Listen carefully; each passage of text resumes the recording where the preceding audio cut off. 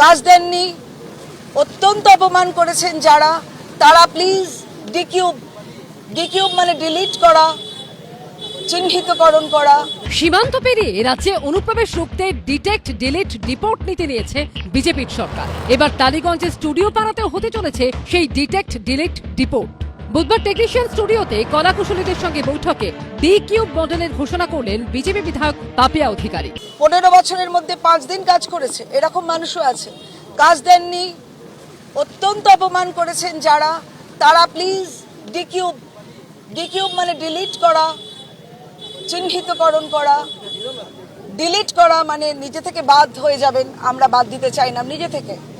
এবং ডিপোর্ট, যেখানে আপনাদের কাজের সুবিধা সেখানে গিয়ে কাজ করবেন, এখানে আপনাদের কোনো জায়গা হবে না। ভোটের আগে ভোটার তালিকায় সংশোধন করেছিল নির্বাচন কমিশন। এসআইআর এ বাদ পড়েছিল মৃত ভুয়ো অবৈধ ভোটার। টালিগঞ্জের স্টুডিও পাড়াতে সেই মডেলেই শুদ্ধিকরণের ঘোষণা করেছেন বিজেপির অভিনেত্রী বিধায়ক। যারা কাজ করছেন এখানে কিন্তু একটা এসআইআর হবে। যারা পয়সা দিয়ে এখানে ভর্তি হয়েছিলেন, পয়সা দিয়ে কাজ করেছেন, তাদেরকেও আমরা চিহ্নিত করব। স্যার যেরকম হয়েছিল না, বাইরে থেকে লোক এসে, এটা তো বাইরে থেকে এসেছে, বাইরে থেকে লোক এসে আমাদের এখানে আমাদের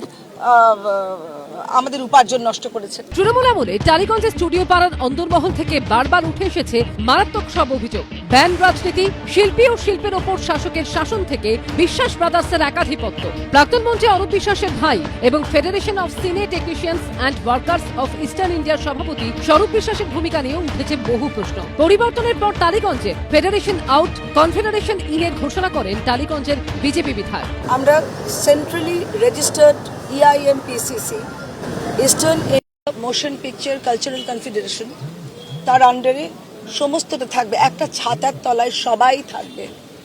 কিন্তু এত 26টা যে গিল্ড, সেইগুলো অত থাকবে না, কারণ ভীষণ অসুবিধা আমাদের প্রত্যেকের। ব্যান কালচার উঠে যাবে, সাসপেনশন কালচার উঠে যাবে।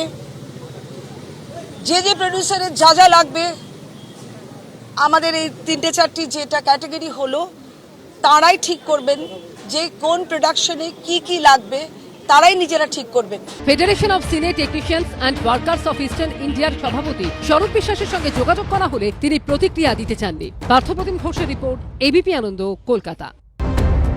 এই যেন লুকিয়ে রাখা ত্রাণের খনি। পেটি ভর্তি ওষুধ থেকে চশমার ফ্রেম, ডাই করে রাখা ত্রিপল থেকে বাসনপত্র, আবাসনে 3টে তলায় বোঝাই করা ত্রাণের প্রচুর জিনিস। এই ছবি সাতগাছিয়ার পরাজিত তৃণমূল প্রার্থী সোমাশ্রী বেতাল ও তার স্বামীর ফ্ল্যাটের, যাদের বিরুদ্ধে সরকারি ত্রাণ লুট করার অভিযোগ উঠেছে। এটা হচ্ছে একেবারে বাড়ির যে একতলা, এবং সেই একতলা দেখতে পাচ্ছি এখানে গোডাউন ঘর করা রয়েছে, এবং এখানে দেখতে পাচ্ছি ত্রাণের জন্য নিয়ে আসা যে ত্রিপল, সেই ত্রিপল হচ্ছে একের পর এক ত্রিপল এরকম প্যাক করা, যে ত্রিপলে একেবারে লেখা আছে not for sale, government use only. আবাসনের একতলা থেকে 3 তলা, কোথাও ঘর ভর্তি শাড়ি, জামা, কম্বল, আবার কোথাও রাখা রয়েছে গুচ্ছ গুচ্ছ সাদা থান। এগুলো কি 4 তারিখে পরে ওরা প্ল্যান করেছিল, বিজেপির ছেলেদের মার্ডার করার প্ল্যান করেছিল। এর আগে তৃণমূলের বিভিন্ন নেতার বিরুদ্ধে দুর্গতদের জন্য বরাদ্দ লুঠের অভিযোগ উঠেছে। এবার পরাজিত তৃণমূল প্রার্থীর ঘরে মিলল বস্তা বস্তা সরকারি ত্রাণের জিনিস।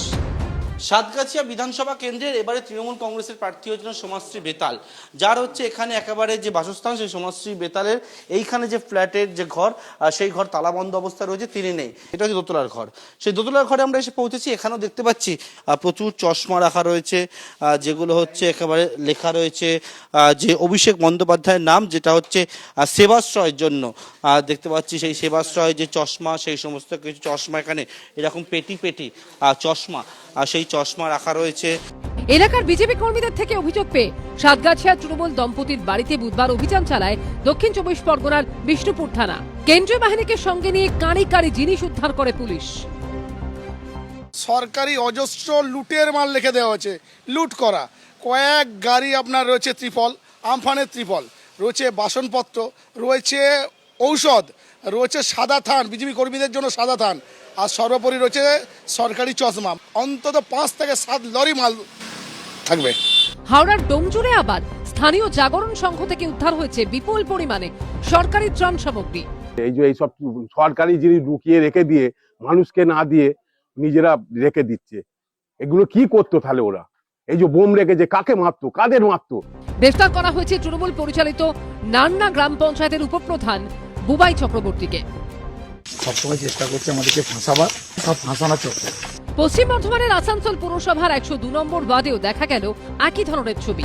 ইসিএল এর একটি পরিত্যক্ত আবাসন থেকে উদ্ধার করা হয় প্রচুর ত্রিপল, শাড়ি, শিশুদের পোশাক থেকে রাশি রাশি কম্বল। পার্থপ্রতিম ঘোষ, সুনীত হালদার ও কৌশিক কাঁটাইতের রিপোর্ট, এবিপি আনন্দ।